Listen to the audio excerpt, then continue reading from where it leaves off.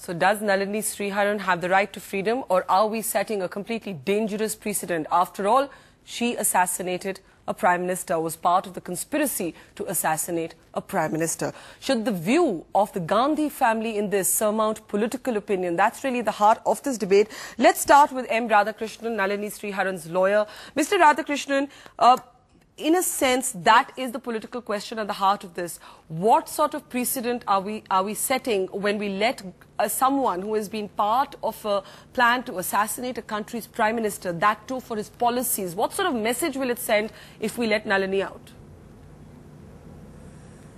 You know, while considering premature release of a life convict, what you have to see is not the crime, but the criminal. The moment a person is imprisoned, he has to be reformed and rehabilitated, is the criminal jurisprudence of our country. Nalini has spent 19 long years in prison. According to government of Tamil Nadu, if a clause in the GO, in the general amnesty scheme, is not there, she would have been released in the year 2001 or at least in the year 2006 when 472 life convicts were released. The GO says, because CBI investigated the crime, she is not entitled to be released.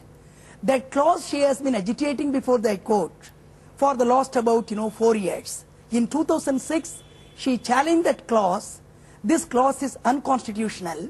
Just because CBI has investigated the crime, premature release cannot be denied to a life convict once she has completed 10 years of imprisonment.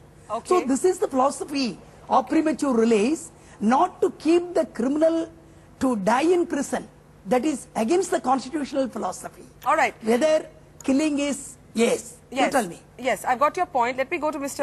S. Murari now. Mr. Murari, but that's the legal argument that Radhakrishnan is making. But in a sense, this decision is really political. And one of it rests on this concern that if you allow somebody like Nalini freedom, you're setting a very dangerous precedent.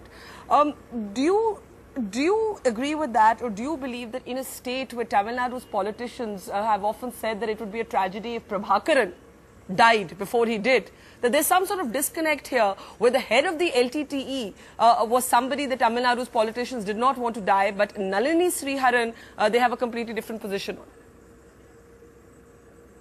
I totally agree with you. The whole issue has been politicized. I believe the Tamil Nadu government has acted on the side of caution, over caution I would say. I don't want to go into the merits of the argument put forward by the so-called Prison Advisory Board that she was party to the heinous crime, so she should not be released, and she has shown no repentance.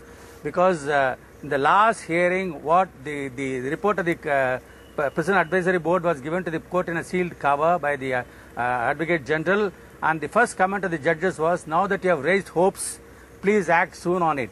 What does it mean?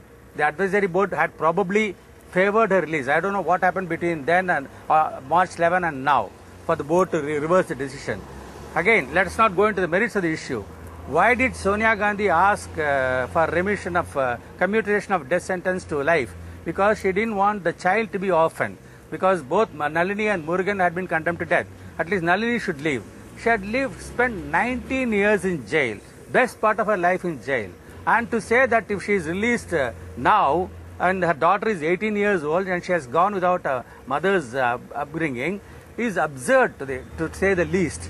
And to say that she would create a law and order problem and the LTT itself is dead and gone is stretching credibility to the extreme. I don't want to say anything more than that. Tuba.com